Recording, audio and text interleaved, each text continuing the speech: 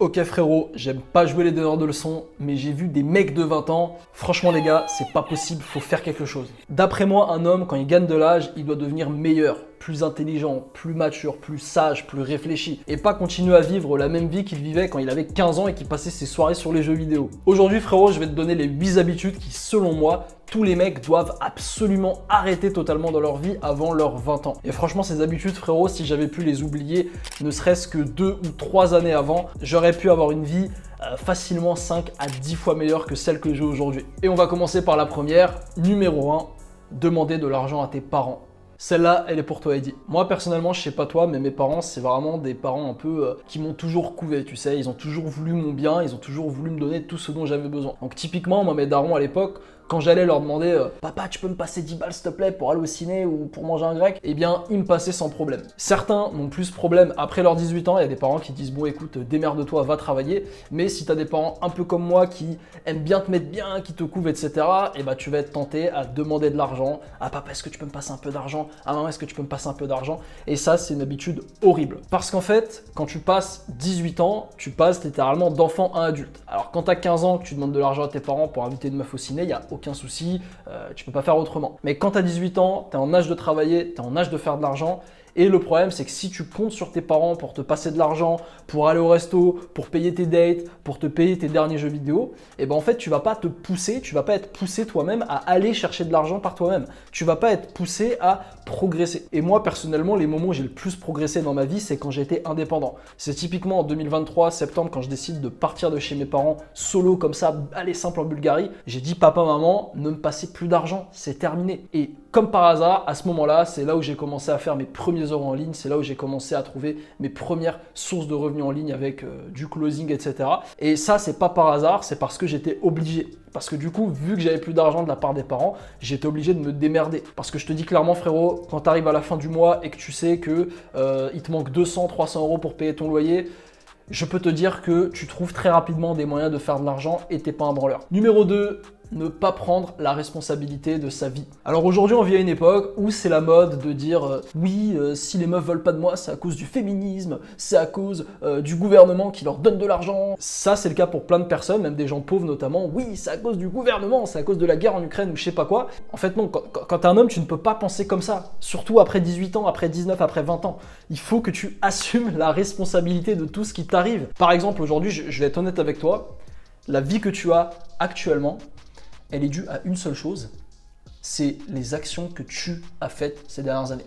Rien d'autre. C'est pas le gouvernement, c'est pas tes parents, c'est pas une force cosmique, Sylvain Durif, non, c'est toi et toi seul. Donc si aujourd'hui tu as un physique de merde, c'est de ta faute. C'est pas la faute de ton père qui t'emmenait au McDo quand tu étais au collège, c'est de ta faute. Parce que c'est toi qui aujourd'hui décides de rester dans ce corps à chier. Si aujourd'hui t'as pas de revenus en ligne, ton business fonctionne pas, t'as pas accompli ton rêve, c'est parce que ces 3 dernières années, tu as joué aux jeux vidéo tous les soirs au lieu de bosser sur ton projet. Si aujourd'hui tu fais des études qui ne te plaisent pas, c'est parce que tu n'as rien branlé quand tu étais en terminale. En fait, il faut que tu commences à assumer la responsabilité de ta vie aujourd'hui. Il faut que tu te dises, ok, tu sais quoi, je suis responsable de tout ce qui m'arrive aujourd'hui. Et en fait, ce qui est bien avec ça, c'est que si tu es responsable de toute la merde qui t'arrive, tu es aussi responsable de tout ce qui est bien qui t'arrive. Et surtout, vu que tu es responsable des choses qui t'arrivent, bah, tu as aussi la possibilité de changer, d'améliorer ta vie, de t'améliorer toi, d'améliorer tes finances, d'améliorer tes social skills, d'améliorer la drague avec les meufs par exemple, si tu es un mec qui en a jamais eu. Donc en fait, c'est toi et toi seul qui décide. Assume la responsabilité de tout ce qui t'arrive, je t'assure que ça va changer le reste de ta vie. Numéro 3, ne pas avoir de projet perso. Aujourd'hui, la majorité des hommes sont sur une voie qui ne leur plaise pas. Alors souvent, voilà, qu'est-ce qu'on va faire? Moi, je te dis clairement, quand j'avais 18 ans, je ne savais pas ce que je voulais faire de ma vie. Je savais en tête, un des rêves que j'avais, c'était de devenir youtubeur, ça je l'ai toujours su. Mais concrètement, je n'allais pas plus loin en fait. Donc ce que je faisais, c'est que, ok, j'ai eu 18 ans, j'ai été en école d'ingé, j'ai fait des études, mathématiques, informatique, parce qu'on m'a dit que ça payait bien après au niveau du job. J'ai fait ça, ça me plaisait pas, je restais dans les études. Au début, je faisais que ça en fait. Je faisais que ça, je faisais rien d'autre à côté. Dans mon temps libre, je passais mon temps sur les jeux, je passais mon temps à strictement ne rien foutre. En fait, c'est que quand j'ai commencé à bosser sur un projet perso, quand je rentrais des cours tout simplement, quand j'avais du temps libre, au lieu de faire du caca, eh bien là j'ai commencé à transformer ma vie.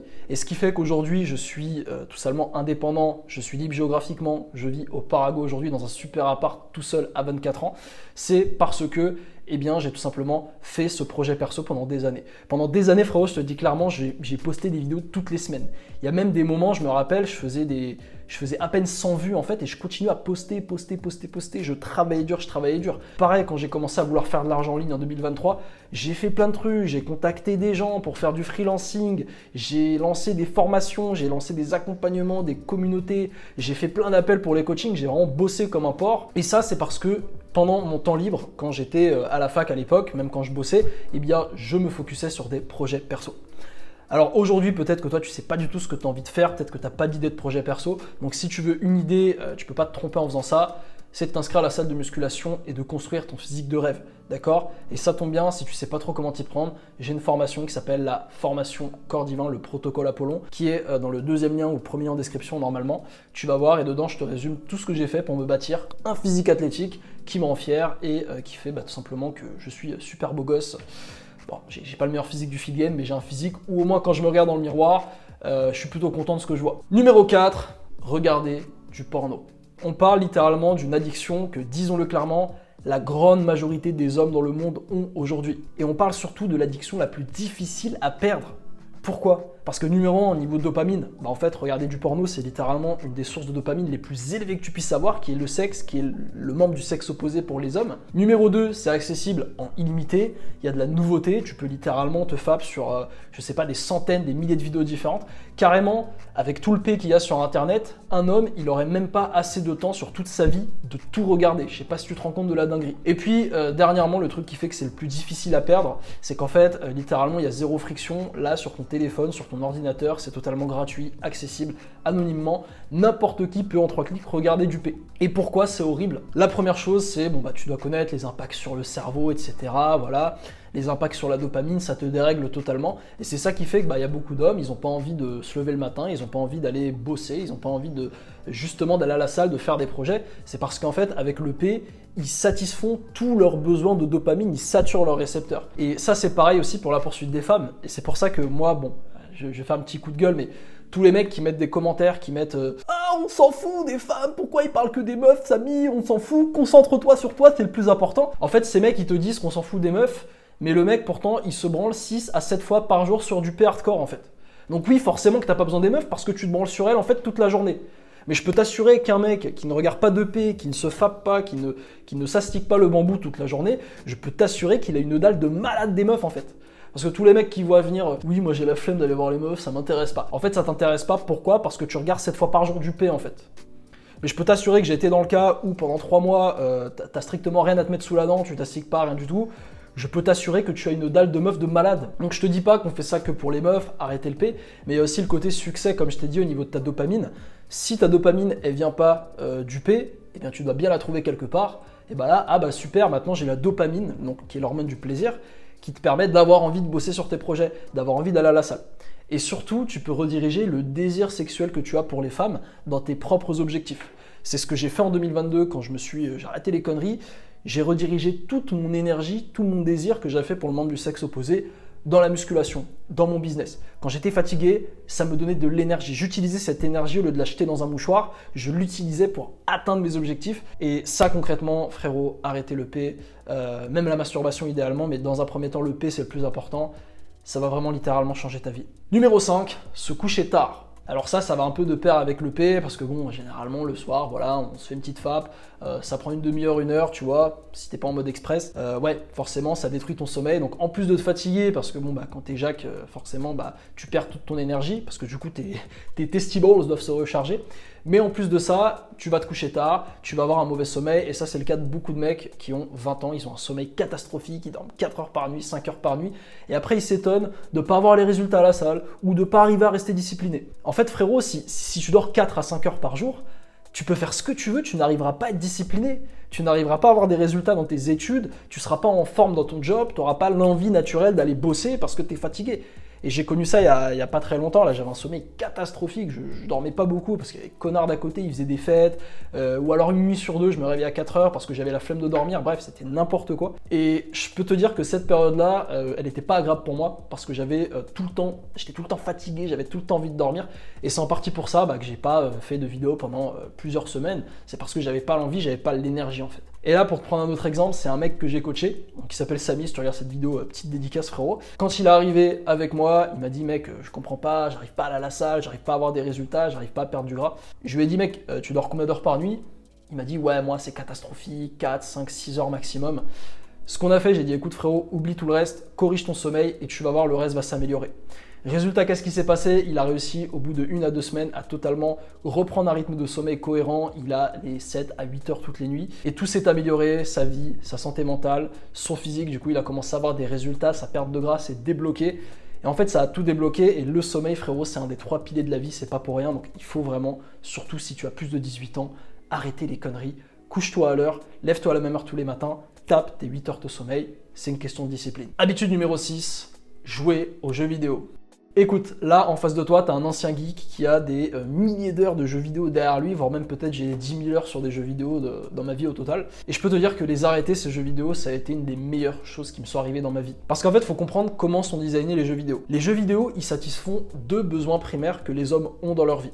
Le premier, c'est le besoin de progression et le deuxième, c'est le besoin de statut. Le besoin de progression, c'est l'envie de progresser.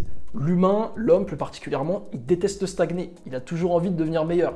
Donc on a envie d'avancer, on a envie de gagner toujours plus d'argent, on a envie d'avoir un meilleur physique, on a envie d'avancer. Et c'est pour ça notamment que si toi comme moi, tu es fan des jeux vidéo style Pokémon, Football Manager, ou je sais pas, des jeux vidéo style même Histoire, Last of Us et tout, c'est parce qu'en fait on est fan de sentiment de progresser. Moi je me rappelle, gros, quand je joue à Pokémon, je suis hyper content de voir mon Tortipousse devenir Boscara, devenir Torterra. Tu sais, t'es au début, t'es là, t'as tes Pokémon de merde, ils sont nuls et tout. T'arrives à la fin du jeu, t'as ton équipe complète, carrée, les Pokémon sont hyper stylés, t'es à la ligue, t'as tous tes badges. Vraiment, tu te sens comme un boss parce que t'as progressé. Et tu peux visualiser cette progression à travers tes Pokémon, à travers les badges, etc. Et ça, c'est le premier besoin que satisfait les jeux vidéo. Parce que du coup, si t'as ce sentiment d'avancement dans ta vie qui est satisfait par les jeux vidéo, bah t'auras pas envie du coup de progresser dans ta vie. C'est pour ça qu'il y a beaucoup d'hommes, ils stagnent, ils continuent à avoir le même revenu toute leur vie, ils continuent à avoir le même physique, parce qu'ils ont tout simplement satisfait ce sentiment d'accomplissement dans les jeux vidéo. Et en fait, il faut comprendre que ton cerveau, il ne fait pas la différence entre un jeu vidéo et la vraie vie. C'est-à-dire que si sur Call of Duty, t'es Prestige 8, ton cerveau, il a l'impression que tu es un giga chat. Et là, en parlant de Call of, c'est le deuxième besoin que tout simplement satisfont les jeux vidéo.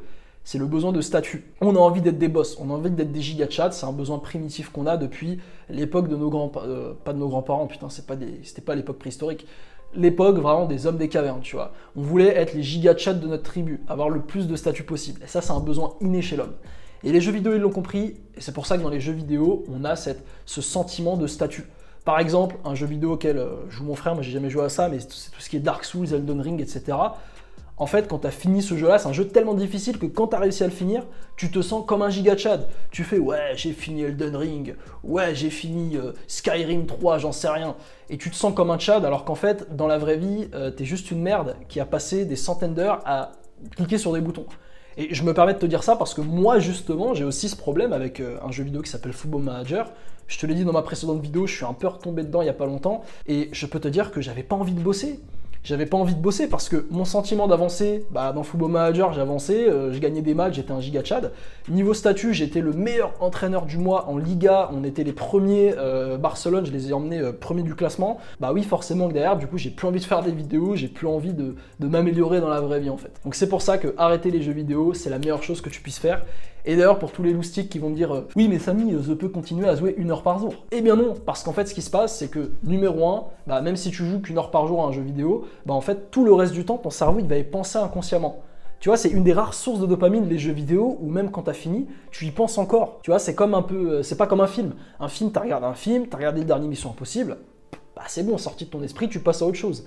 Alors que quand tu joues à Football Manager, quand t'es dans ta douche, tu réfléchis, tu fais putain, il me faut un nouveau milieu de terrain, qui est-ce que je pourrais recruter? Musiala, Barella. Et surtout, numéro 2, en fait, tu vas jouer 1 heure la première semaine, mais la deuxième semaine, tu vas te dire bon, vas-y, 1 heure, c'est bon, je vais jouer 2 heures ce jour-là, je vais jouer 3 heures, etc., etc. Et tu finis par tomber dedans à fond. Donc, moi, les jeux vidéo, la seule solution que j'ai trouvée, c'est de totalement arrêter et de le garder, de les remettre seulement de manière périodique. Par exemple, tous les 3 mois, faire une semaine où je vais réinstaller un jeu, je vais jouer un petit peu, et puis ensuite je vais réarrêter. Numéro 7, l'habitude, c'est ne pas faire son lit. Je regarde ici parce que moi non plus je ne l'ai pas fait. En fait, moi, si tu veux, comment je fonctionne, Je fais mon lit à partir du moment où j'ai fini ma première tâche, l'importante de la journée, donc je le fais vers midi. Mais en tout cas, pour tous les mecs qui vont se coucher dans un lit pas fait, je pense pas avoir besoin de parler très longtemps sur ça, mais c'est vraiment une habitude de merde parce que ce que tu es en train de dire, c'est qui les gens qui font pas leur lit? C'est les mecs qui sont au chômage, c'est les mecs qui passent leur journée sur les jeux vidéo, c'est Samy quand il avait 15 ans et qui foutait rien de ses journées à part se branler et jouer à Watch Dogs. Donc non, franchement, faire son lit, c'est une habitude toute conne qui va te bâtir ta discipline, qui va te permettre aussi, quand tu vas te coucher le soir, d'avoir ce sentiment, ok, j'ai eu une bonne journée. Et enfin, on termine avec l'habitude numéro 8, rester avec les mauvaises personnes. Il y a une phrase qui nous vient de Stromae et que je me répétais pendant des années, c'est mieux vaut seul que mal accompagné. Et moi, j'ai eu beaucoup de périodes dans ma vie où j'ai été seul, où j'ai quasiment pas eu d'amis, où tout ce que je faisais pendant mes étés notamment, c'était rester à la maison, jouer aux jeux vidéo, parce que oui, forcément, j'avais personne avec qui sortir, j'avais pas d'amis. Et pourquoi j'avais pas d'amis? Parce que je me suis toujours répété cette phrase, mieux vaut seul que mal accompagné. J'avais des personnes avec qui je pouvais traîner, mais je savais que c'était des mauvaises fréquentations qui ne me correspondaient pas. Donc moi, je préférais rester dans mon coin. Ça, c'est quelque chose que beaucoup de mecs ont du mal avec. Beaucoup de mecs, plutôt que de rester seuls, ils vont vouloir avoir des fréquentations qui sont pas toujours bonnes. Donc ça peut être des mecs qui t'entraînent à faire des conneries, ça peut être des mecs tout simplement qui ne s'améliorent pas. Et c'est notamment ça ce qui va se passer, tu vas voir quand tu vas arriver vers 18, 19, 20 ans, c'est que tous tes anciens potes, en fait, il va y avoir une sorte de fissure qui va se créer entre vous. Parce que toi, tu es en dev perso, donc tu vas progresser, tu vas t'améliorer, tu vas changer de mindset. Et eux, en fait, ils vont pas bouger. Et moi, c'est ce qui se passait à l'époque. J'avais un groupe de potes avec qui on jouait à FIFA, on jouait à Club Pro. Et en fait, ce que j'ai commencé à remarquer à un moment donné, c'est que moi, du coup, j'étais en dev perso, je m'améliorais, je m'intéressais au business. Et je suis arrivé au stade où, en fait, bon, je jouais à FIFA, moi, j'avais envie d'avoir des discussions, tu vois. J'avais envie qu'on parle un peu business, projet, etc. Ouais, les gars, qu'est-ce que vous avez en ce moment et tout. Et en fait, tout ce que faisaient les gars en termes de discussion pendant qu'on jouait à FIFA, c'était s'insulter, insulter nos darons et faire parler des mèmes qu'il y avait sur Twitter, que moi je comprenais pas parce que j'étais plus sur Twitter, j'avais désinstallé. Et c'est là que j'ai commencé à réaliser, bon, ces mecs-là, c'est pas mauvais, ils sont pas méchants, ils sont même très gentils, je les adore, mais ils sont différents de toi maintenant. Donc il faut que tu t'extirpes. Et je me suis extirpé de ça, et pendant une période, j'ai quasiment pas eu d'amis en fait. J'ai quasiment pas eu d'amis, je parlais quasiment à personne. Notamment 2022, quand je me suis mis à me focus sur mes objectifs, j'étais solo, vraiment, je me sentais seul. Les seules personnes à qui je parlais dans ma journée, c'était ma mère, mon père, mon frère. Et un pote éventuellement avec qui j'envoyais des vocaux de temps en temps, mais c'est tout. J'avais personne d'autre. Et je me sentais vraiment comme une merde. Mais ça, c'est ce qu'on appelle la saison de la solitude. Et tous les héros, ils ont eu cette saison, cette période dans leur vie où ils ont été seuls. Et c'est normal parce qu'en fait, t'es devenu trop avancé pour tes fréquentations actuelles, donc tes potes du lycée, mais t'es pas assez avancé pour tes nouvelles fréquentations potentielles, pour avoir des nouveaux amis qui sont en place. Et ça prend du temps. Et moi, ça m'a pris plusieurs années avant de me construire un cercle de mecs qui, aujourd'hui, sont à peu près au même niveau que moi. Donc là, dans mon cercle, moi, j'ai que quasiment des chats, des mecs qui gèrent, tu vois. Donc des mecs qui sont beaux avec les meufs, ou des mecs qui sont à la salle, des mecs qui sont sur le business, qui sont à fond, qui gagnent plus d'argent que moi même, qui sont déter. Et ça, en fait, ça m'a permis de m'améliorer, ça m'a poussé de l'avant, ça m'a poussé vers l'avant plutôt, ça m'a tiré vers le haut. Et ça, c'est parce que j'ai tout simplement accepté d'être seul, j'ai viré mes fréquentations avec les personnes qui ne me correspondaient pas. Et c'est exactement ce que je te conseille de faire dès que tu arrives à 18 ans. Il faut que tu fasses un tri. Ok, lui je garde, lui je garde, lui je vire. Peut-être qu'il y en a un, ok, peut-être qu'il n'est pas au niveau, mais il a envie, donc peut-être que je garde pendant un temps. Il faut que tu sois super sélectif. Et n'oublie jamais cette phrase, mieux vaut seul que mal accompagné. Merci Stromae, c'était tout pour moi. Abonne-toi à la chaîne si t'as kiffé cette vidéo, like-la, et puis notamment ce que tu peux faire, putain j'ai fait tomber le truc du micro, notamment ce que tu peux faire si t'aimes bien ce type de format où il n'y a quasiment pas de montage, où c'est vraiment des conseils bruts comme ça de décoffrage, ça me prend beaucoup moins de temps à faire, c'est plus plaisant pour moi, franchement je kiffe te faire ces vidéos, donc si t'apprécies, mets-le moi en commentaire, comme ça je pourrais te faire plus de vidéos de ce style, où on est juste toi et moi en train de discuter, moi en train de te faire un petit slam, tu vois, de conseils dev perso et postillonner sur mon ordi, c'est dégueulasse. Donc bref frérot, like, abonne-toi, merci d'avoir regardé cette vidéo, tu peux enchaîner sur celle-là si t'as envie, et puis sinon on se dit à la prochaine, allez, ciao.